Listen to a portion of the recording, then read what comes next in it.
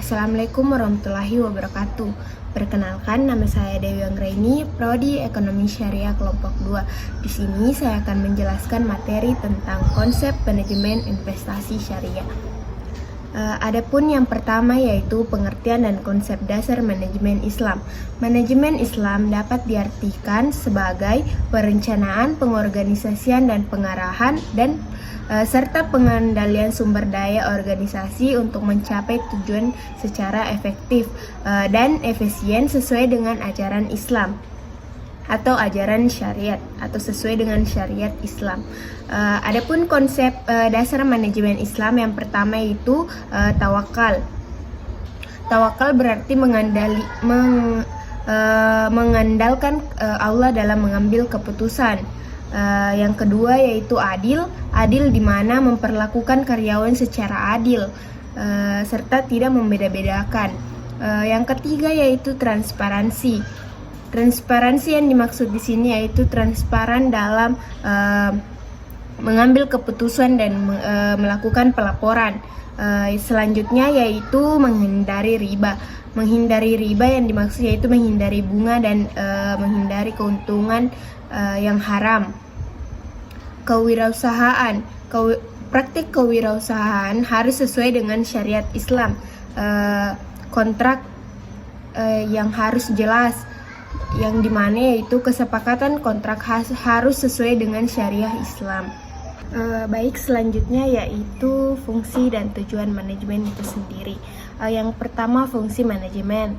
Fungsi manajemen terdiri dari beberapa, yaitu yang pertama perencanaan atau planning. Perencanaan mencakup menetapkan tujuan, mengevaluasi sumber daya, dan merumuskan strategi untuk mencapai tujuan tersebut. Yang kedua yaitu pengorganisasian, di mana melibatkan strukturisasi sumber daya, membagikan tugas dan pengaturan program atau proses kerja untuk mencapai tujuan organisasi. Selanjutnya itu penggerakan.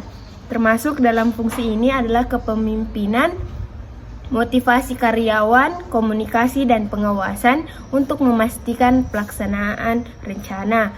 Selanjutnya pengendalian atau controlling, di mana melibatkan pemantauan dan evaluasi kinerja untuk memastikan bahwa organisasi bergerak sesuai dengan rencana dan mencapai tujuan.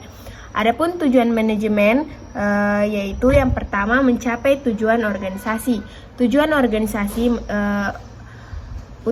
utamanya manajemen adalah memastikan bahwa organisasi mencapai tujuan yang telah ditetapkan seperti pertumbuhannya, profitabilitasnya, atau pelayanan yang berkualitas. Yang kedua yaitu efisien.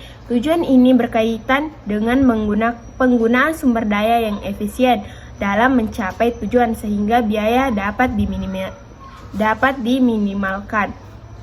Yang ketiga yaitu inovasi. Inovasi yang dimaksud yaitu manajemen dapat berperan dalam mendorong inovasi baik dalam produk, layanan, atau proses untuk memenuhi perubahan keputusan atau kebutuhan pasar.